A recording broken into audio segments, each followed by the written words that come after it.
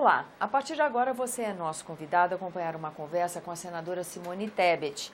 Ela que relatou no plenário do Senado Federal projeto de lei que altera a Lei Maria da Penha, aprimorando a aplicação dela. Ela vai explicar para nós exatamente do que se trata, mas foi uma medida importante e adotada por unanimidade. O plenário fechou questão com essa alteração, né, senadora? Exatamente, Tânia. Eu acho que é um projeto da mais alta relevância. Primeiro, porque nós aprovamos no Dia Nacional de Luta contra a Violência à Mulher. Nós temos o Dia Mundial e temos o Dia Nacional, que é hoje. Então, aprovamos, o Senado dando uma resposta. E também, desculpa interrompê-la, mas numa semana onde houve um caso, infelizmente, dramático, né, senadora? Quando uma mulher que fez queixa de violência doméstica acabou sendo assassinada dentro do Camburão, quando era para estar indo à delegacia formalizar essa queixa. Por despreparo da autoridade policial, que não teve treinamento, e a pesquisa mostra que apenas 53% dos policiais no Brasil têm treinamento para lidar e saber o que fazer nos casos de violência, principalmente a violência doméstica. Então, ou seja, a cada 2 casos, um provavelmente vai ser tratado por policial que está despreparado e, infelizmente, até por bom senso ele teria que pensar, mas, enfim, aconteceu essa tragédia. Então, porque hoje é o Dia Nacional da luta do combate à violência contra a mulher e pelo fato dos casos escabrosos que acontecem no dia a dia, nós estamos aprovando um projeto de 2016, que foi aprovado pela Câmara, que diz basicamente, entre outras coisas, o seguinte: primeiro, a mulher tem direito a ser atendida preferencialmente por um profissional do sexo feminino, preferencialmente, ou seja, uma delegada, uma delegacia especializada, com prazos ininterruptos para que não seja prejudicada no seu direito, mas supre uma lacuna da Lei Maria da Penha, porque o que diz a Lei Maria da Penha? Ela diz que a autoridade policial, depois que a mulher faz o boletim de ocorrência, o que a autoridade policial faz? Exame de corpo e delito, ouve o agressor, ouve a vítima, e quando há iminência ou risco real de a vida dessa mulher ou dos filhos, ela tem que hoje pedir para o juiz uma medida protetiva, ou seja, uma medida cautelar. O que seria essa medida cautelar que o juiz em 48 horas tem que dar? Afastamento de corpos, o agressor não pode entrar na casa, ele tem que manter uma distância mínima, ele não pode frequentar um lugar público onde a mulher esteja. São medidas protetivas em casos excepcionais. Repetindo, quando há risco iminente ou confirmação de que a mulher vai correr risco de vida. Só que nós sabemos que a maioria, ou muitos municípios brasileiros, não tem comarca ou não tem juiz. Então, esse prazo de 48 horas nunca é cumprido, muitas vezes não é cumprido. O que pode ocasionar isso? Um assassinato. Putz, mas assim mesmo 48 horas já é muito tempo, mas é o prazo, né, que o juiz teria a princípio, ele também não consegue, mas é muito, você tem toda a razão. Muito tempo. Então, o que nós estamos fazendo? Resguardado o princípio constitucional de quem dá essas decisões são juízes, o princípio da reserva de jurisdição, apenas algumas cautelares, não prisão.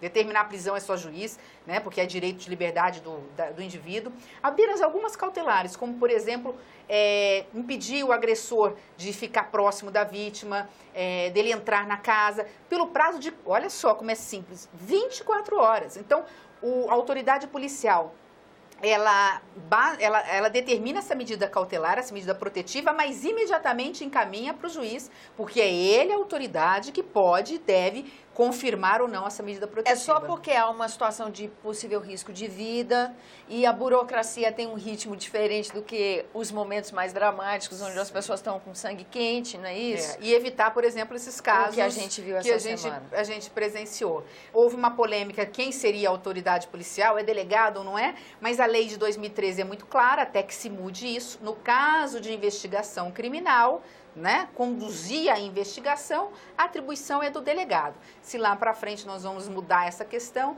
não importa, então ficou a autoridade policial aqui, mas nesse caso específico, diferente da audiência de custódia ou outras, aqui no caso é o delegado de polícia. Entendi.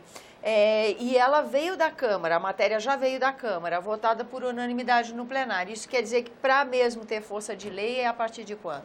talvez, se o presidente Michel Temer tiver aí boa vontade e sensibilidade, ele pode, amanhã não dá tempo de chegar o documento, mas em 48 horas, no máximo até segunda-feira, ele pode sancionar. Ou seja, ainda no mês de aspecto outubro. Jurídico. A ideia é que neste mês de outubro, sem dúvida nenhuma, porque ele tem 15 dias para sancionar.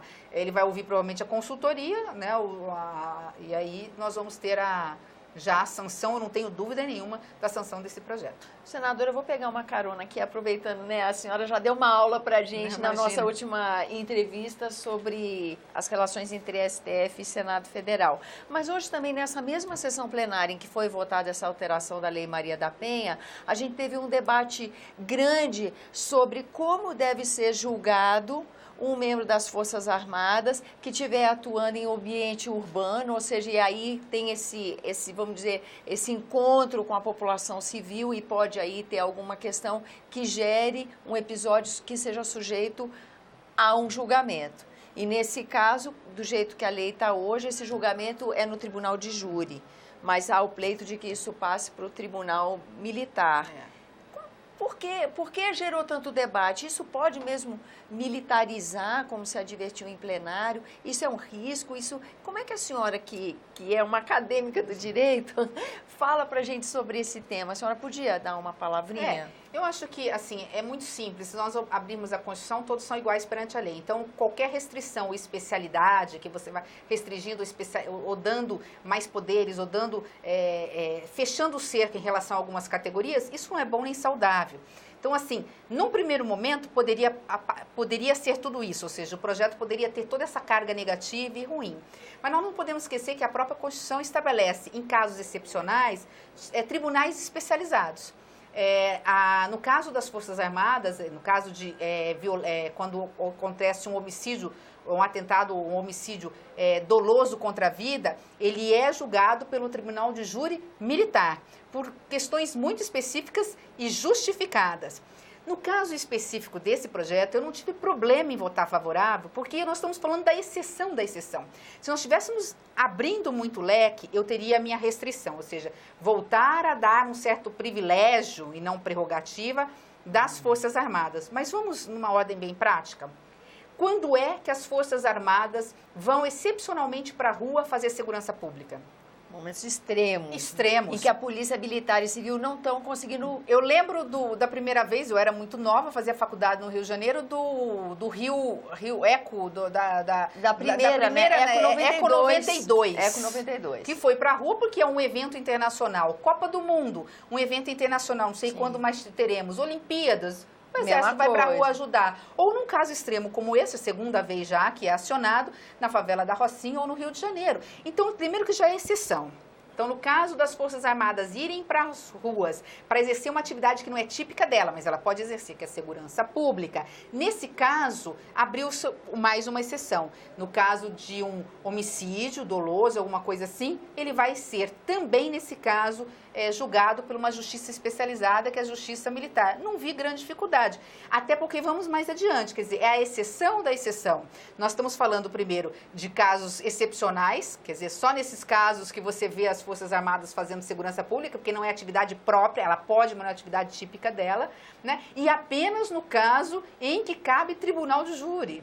Então, bem assim, específico. Acho que e da segurança, porque hoje o que acontece? Se ele aborda alguém da comunidade da Rocinha e essa pessoa está armada, essa pessoa reage, ou ele percebe, ele pode fazer uma abordagem mais agressiva, ele às vezes deixa de fazer porque ele fala, peraí, eu vou ser julgado pela justiça comum? Então, em função disso, já que nós estamos requisitando essa força por necessidade, eu acho que a gente tem aí que proteger aqueles que nos protegem. Eu não vejo aí grande dificuldade. E a história vai dizer. No futuro nós vamos ver quantos tribunais de júri nós teremos na Justiça Militar fruto desses casos. Nós vamos talvez contar, no máximo, nos próximos 10 anos, talvez, nas duas palmas da mão. Eu não vejo polêmica nenhuma, aprovei com muita tranquilidade.